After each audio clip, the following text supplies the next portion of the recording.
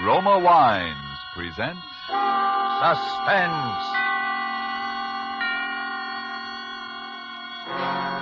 Roma Wines, made in California for enjoyment throughout the world. Salute. Your health, senor. Roma Wines toast the world. The wine for your table is Roma Wine, made in California for enjoyment throughout the world. This is the Man in Black, here for the Roma Wine Company of Fresno, California, to introduce this weekly half hour of Suspense. Tonight from Hollywood, Roma Wines bring you Miss Fay Bainter, Mr. Ralph Morgan, and Mr. Dane Clark in a suspense play dealing with a mother and a son and a lodger who kept an appointment with death. And so, with Life Ends at Midnight, and with the performances of Fay Bainter as Mrs. Bates, of Dane Clark as her son Walter, and of Ralph Morgan as Mr. Chalmers, we again hope to keep you in suspense.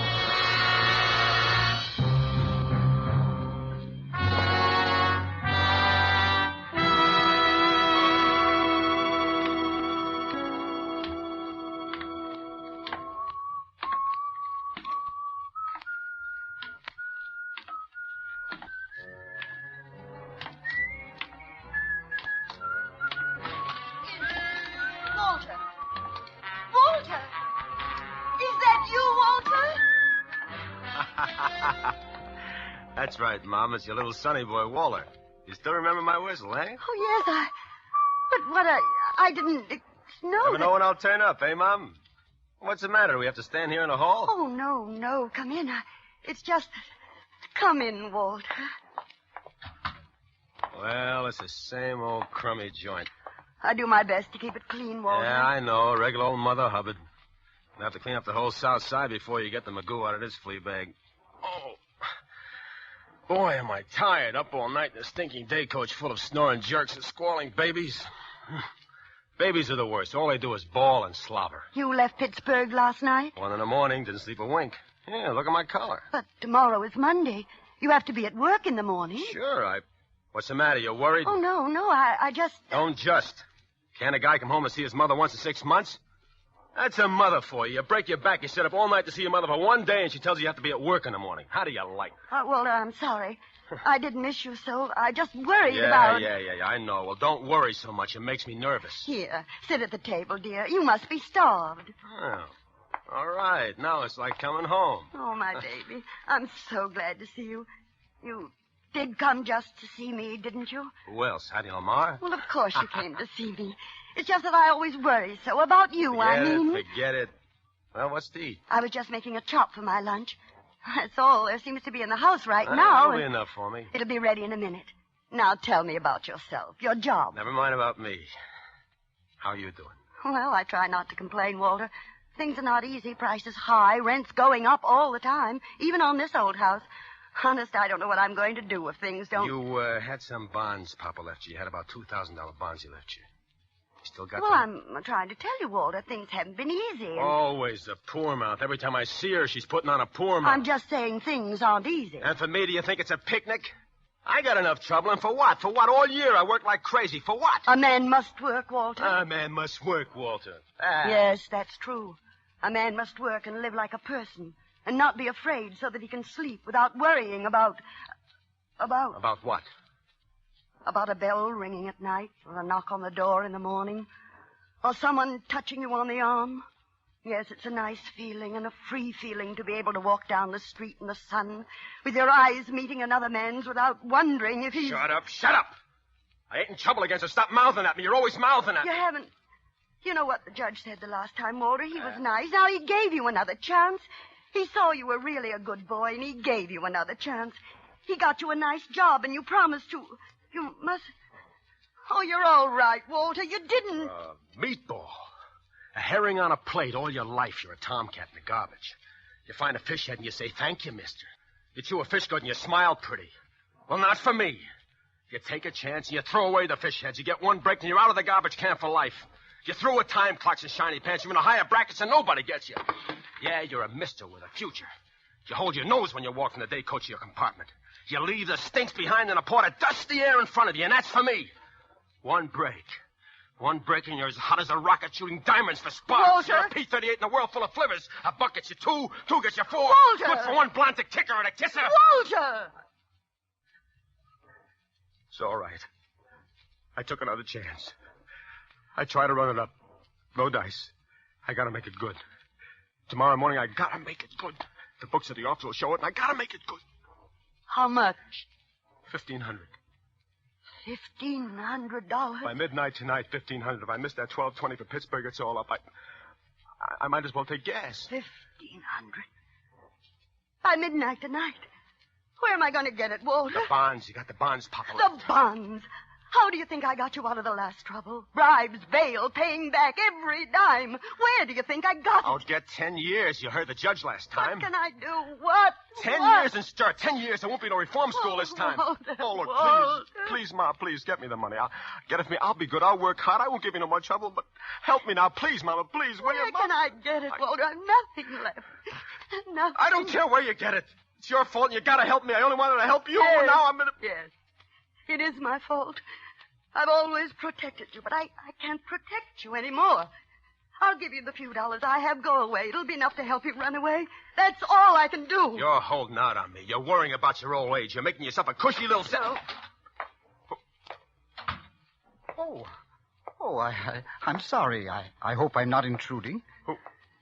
Who's this? Oh, Mr. Chalmers. This is Mr. Chalmers, Walter. He has the back bedroom. This is my son, Walter, Mr. Chalmers. How do you do, Mr. Bates? I feel that I know you very well. Your mother and I sit here in the kitchen sometimes over a cup of tea, and she talks about you for hours and hours. Yes, I can see why Mother is so proud of you. How do you do, Mr. Bates? Yes, you're a fine-looking young man. Mrs. Bates, if you'll excuse me, I'm just going to the corner for my paper. I think that little man with the tiny mustache, you know who I mean, the insurance agent, I think he might call again to collect. Please tell him to go away. You will do that for me, Mrs. Bates. Yes, Mr. Chalmers. Thank you, Mrs. Bates. Tell him not to come back any more. I don't want to pay any more on the policy. You remember I told you my nephew was very sick in Spokane? Yes, Mr. Chalmers. Well, the poor young man passed away, yes. I was going to leave him a few dollars when I died. But now, well, I have no one left at all. And, well, $1 a week. You'll tell that to the little man with the tiny mustache? Yes, Mr. Chalmers. Thank you, Mrs. Bates. Good day, Mr. Bates. Walter, I have $40 in the house for the rent. You can take that. Drop me a card when you get settled someplace. Let me know where you are. I'll send you some more as soon as I can get it. Maybe later I'll be able to straighten it out. Maybe later I'll be able to speak to your boss. I'll promise to pay back every dime, but you must go away. You must. Tell me something about Mr. Chalmers. He interests me very strangely. Walter. Don't be so nervous, Ma. We got plenty of time. We got till midnight.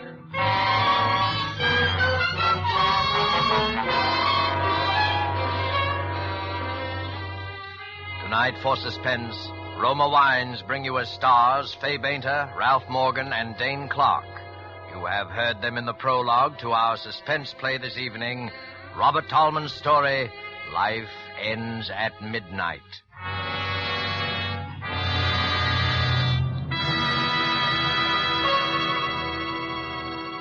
Before we return to the scene of our play, let us journey in fancy to Havana and sit at a table in the gay Restaurant Paris. At the next table, we see perhaps a farewell party given for an American visitor. The American is wondering how he'll be able to repay in his own country the hospitality shown him in Cuba. Reassuringly, his Cuban host might remark, "Es muy fácil, amigo. Just be sure to serve wonderful Roma wine. It is wine imported by us from your own country. Roma wine." Indeed, Americans can well be proud that judges of fine wines in so many lands now acclaim the wines of California among the world's most enjoyable of all time. Of these truly superb wines, Roma wines are especially honored by the number of countries now importing them for enjoyment as rare luxuries. But Roma wines are not lacking in honors bestowed them here in America, because Roma wines are America's largest selling wines. If you aren't already one of the millions enjoying Roma wines regularly, as a delicious beverage any time, to add sparkle to any meal, to smarten your entertaining, make your own taste test to choose your favorite, choosing from Roma wine's many different wine types. When you learn their modest cost here in America, with no import duty to pay, no expensive shipping charges to absorb, you'll know why we say Roma wines are for your daily enjoyment. I'll spell out the name for you. R-O-M-A, Roma wines, made in California for enjoyment throughout the world. And now it is with pleasure that we bring back to our soundstage Fay Beta, Ralph Morgan, and Dane Clark in Life Ends at Midnight, a tale well calculated to keep you in suspense.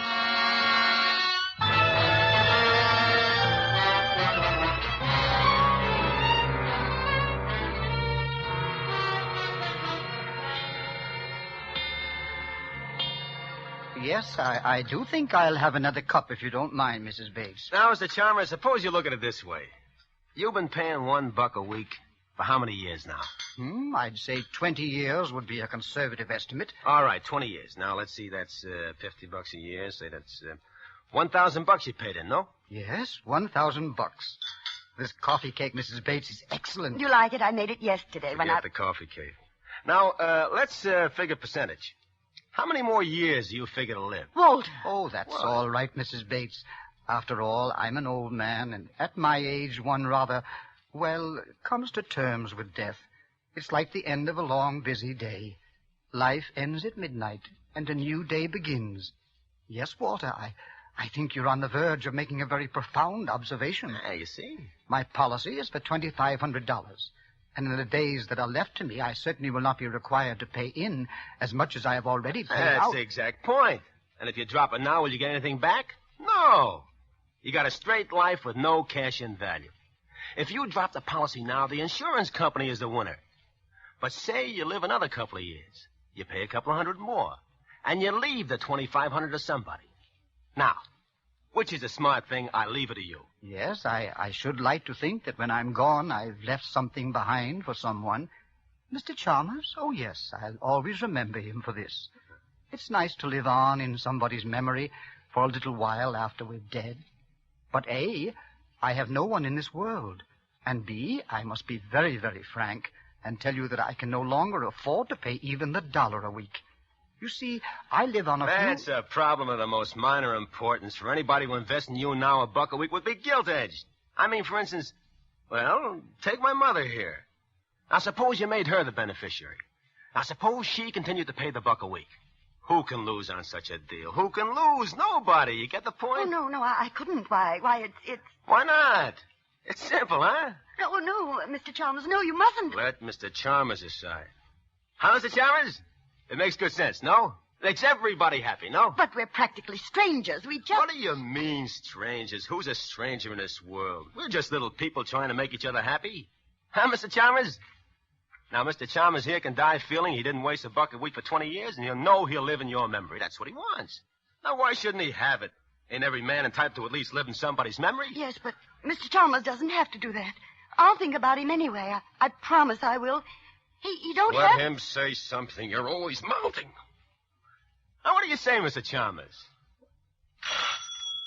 Oh, that must be the little man with the tiny mustache. I'll tell him I'm keeping the policy and changing the beneficiary. Oh, could you let me have the loan of $1, Mr. Bates?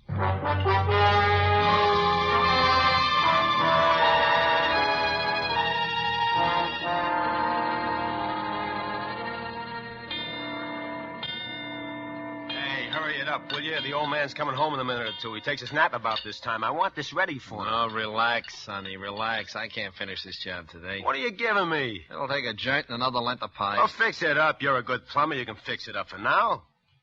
Hey, the room's pretty small. Oh.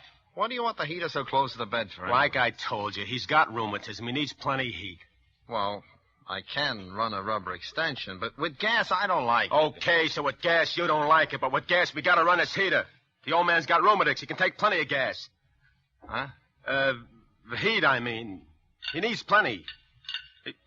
What are you doing now? Tighten this joint. Look, it's tight enough. Here's your $3 and... Okay, you're the boss. Bring your tools the next time. I won't be any next time, Sonny. What are you giving me now? You can get somebody else to do your dirty work after this. So long, Skippy. Skippy? Well, come on, Skippy. Pull yourself together. We got work to do.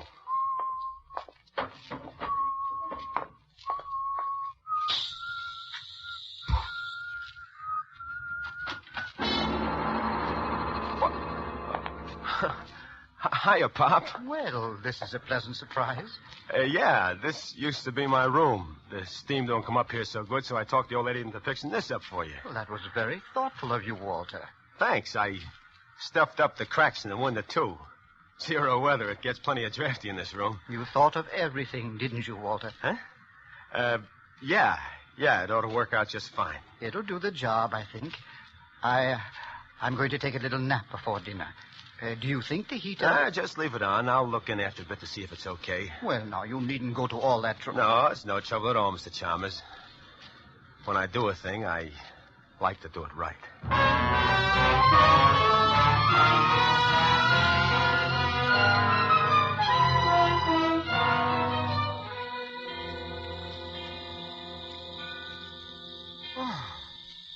Well, who's there? Is that you, Walter? Yeah, go on back to sleep, Pop. I'm just turning the heater off. It's getting stuffy in here. Oh, you're a good, considerate boy, Walter. Oh, skip it. Go on back to sleep.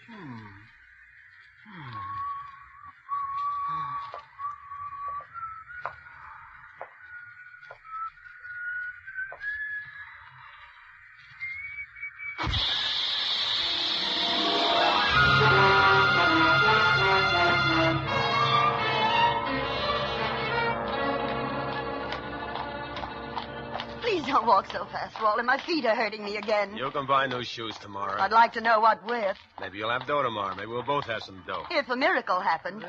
Maybe miracles do happen. Maybe if you're smart. Where are you taking me to, Walter? Nowhere in particular. I thought we'd stroll around the old neighborhood. Like old times. Why, that's a nice idea, Walter, but my feet... Hello, Mrs. Bates. Good evening, Officer Flanagan. This is my son, Walter. He's just here from Pittsburgh. Glad to know you. How's business, Copper? Oh, much the same. Vagrancy, petty larceny, once in a while a suicide. Suicide? Yeah, that's what they start out to do, but it's harder to get bumped off than most people think. Huh? Case just last week over in the next precinct. Dame turned on the gas in her room and lay down on the bed. What happened? Nothing. They always bungle somewhere. Amateurs. Gas petered out. She forgot to put a quarter in the meter.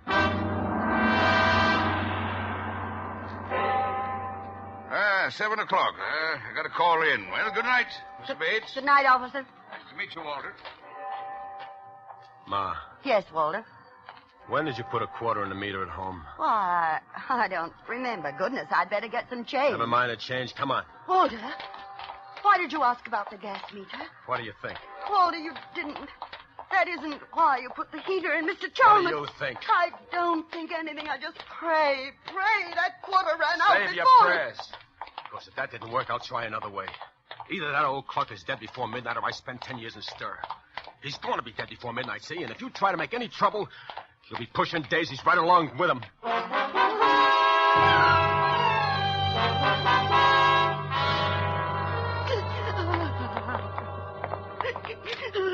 Stop sniveling. We're going in there now. Now, look. If it took, scream your head off, or I'll give you a reason to scream. The gas.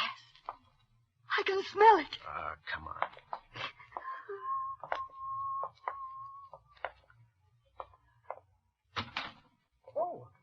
Oh, well, good evening, Walter. Mrs. Bates.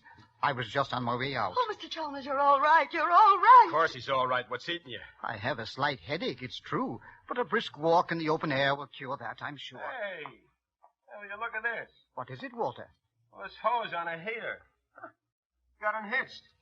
No wonder you got a headache. I thought I smelled gas. Boy, it's lucky for you Mom forgot to put a quarter in the meter. Providence works in strange ways, doesn't it, Walter? Well, I must be getting on. I'll be coming home rather late, Mrs. Bates, so I'll just let myself in. How late? Well, I thought I'd stop at the neighborhood picture house for dinner. That'll be around 9 o'clock. so I imagine I won't be home much before 11. Mr. Chalmers, there's something I wanted to... Yes, Mrs. Bates. Walter's a good boy at heart, you know, but he's been in some trouble lately, and... Is there anything I can do to help, Walter? Yeah, plenty. I'll tell you all about it when you get back. Come on, you better run along now, Mr. Chalmers. You don't want to be late for that picture. Yes, of course. Well, good night, Mrs. Bates. Mr. Chalmers, Good night, Mr. Chalmers. Yes, good night. Oh, Walter, Walter! Walter, no! No, my book, no! You were going to tell him, weren't you? Walter! You'd like to send me to the chair, wouldn't you? You struck me, Walter. You struck your own mother. I ought to have messed up your sad monkey face for good. Oh, It's no, your fault I balled us up in the first place. Why didn't you remember to put a quarter on that meter? Why didn't you? I'm glad I forgot. He wouldn't be alive. I shouldn't have messed around with gas, trying to spare your feelings, making you look like an accident. Oh, no. The thanks I get for it. She wants to blab the whole thing. Turn me in, my own mother. No, Walter, no, that's not true. Why, you... But don't strike me again, Walter. I can't stand it. Okay. Maybe now you'll cooperate. Now, look, let's put it this way. It's either you or him. If it's you, I don't care whether they get me or not. Are you listening? Oh, yes, Walter. Okay, now, like I said, I got very little time to get this thing done. I ought to have done it neat and clean in the first place, like I said. He's old and weak. You just push him over on a bed, hold a pillow over his face for a few minutes, and the job's done. Nobody will ask any questions, a guy that old. Walter, for the last time, I'm begging. Okay, make sure it's for the last time. Remember, it's you or him, like I said. What are you going to do? Now, look. I'll be waiting in his room when he comes home. I'm shot anyway, so I'll lay down and get 40 winks. You wait up for him. Tell him I've left to catch a train. That's in case he suspects anything. When he comes to his room, I'll take care of the rest of it. How do you know I won't warn him? Because it's him or you, like I told you. I don't think you'll warn Mr. Chalmers. And don't try to stall him when he comes in. He's got to be dead by midnight. Or else.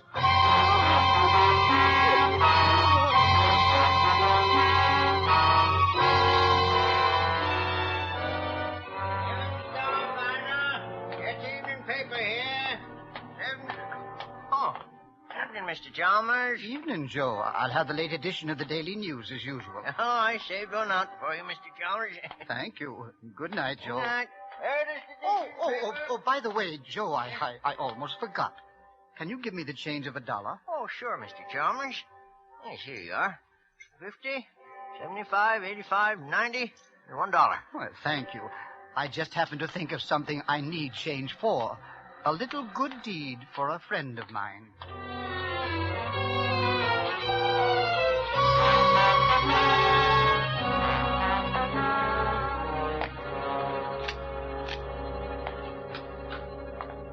Oh, Mr. Chalmers.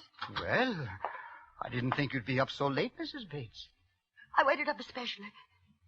I wanted to talk to you about Walter. Mrs. Bates, your eye, it's all discolored. Yes, the light burned out in the bathroom, and when I went to replace it in the dark, that is, I bumped into the door. Now, I would have thought Walter would have done that for you. Oh, no, Walter didn't. I mean, Walter's left already.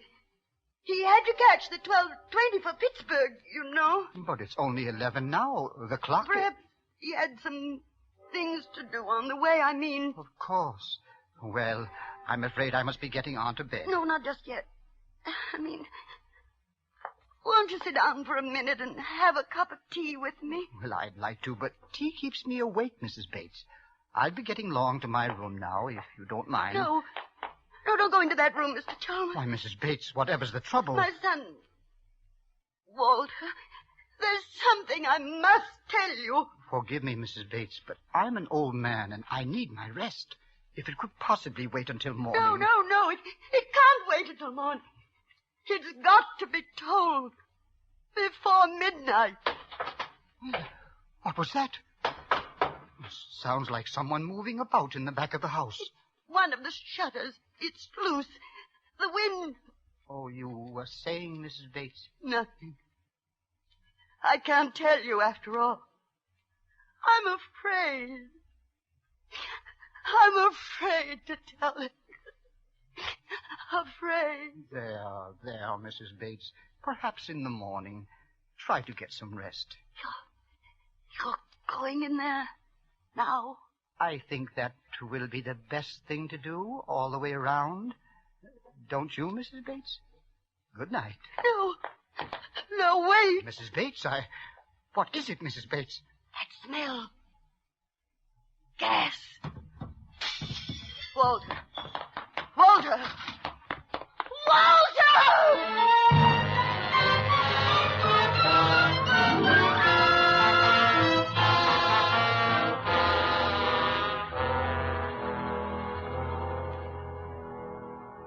Why don't you lie down for a few minutes, Mrs. Bates? I'll call you when the ambulance arrives. Listen. It's striking 12. Dead before midnight. That's what he said. Dead before midnight. Poor lad. Fell asleep. If only I hadn't remembered to go back for that change. You did it.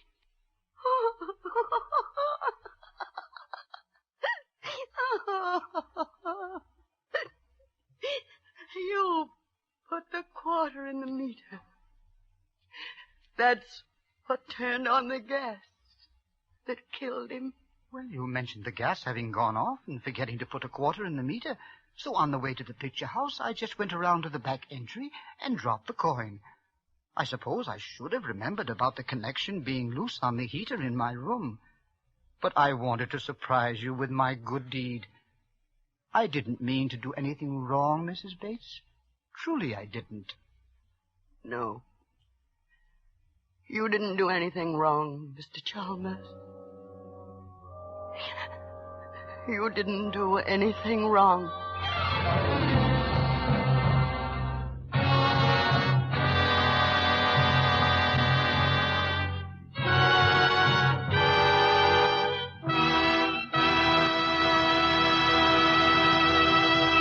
And so closes Life Ends at Midnight, starring Fay Bainter, Ralph Morgan, and Dane Clark.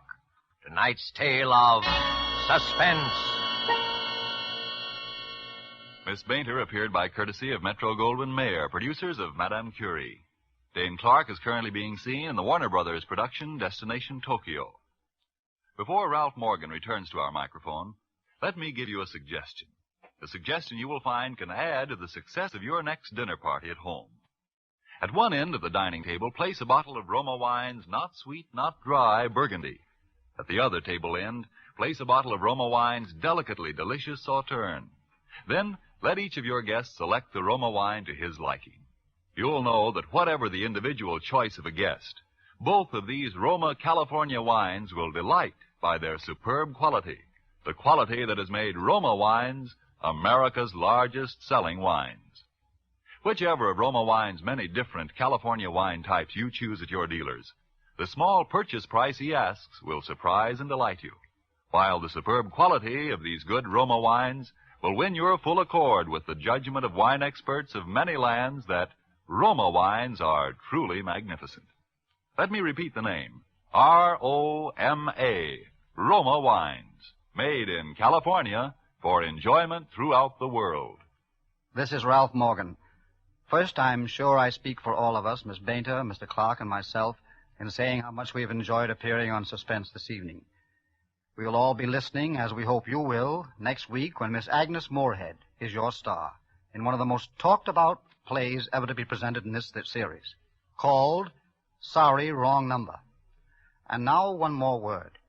Here's something our fighting men may never forget.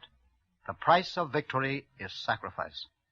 You help bring the victory nearer when you make the sacrifices that make it possible for you to buy more war bonds. Thank you. Suspense is produced and directed by William Spear. Don't forget then next Monday for Agnes Moorehead in Suspense. Presented by Roma Wines, R-O-M-A, made in California for enjoyment throughout the world.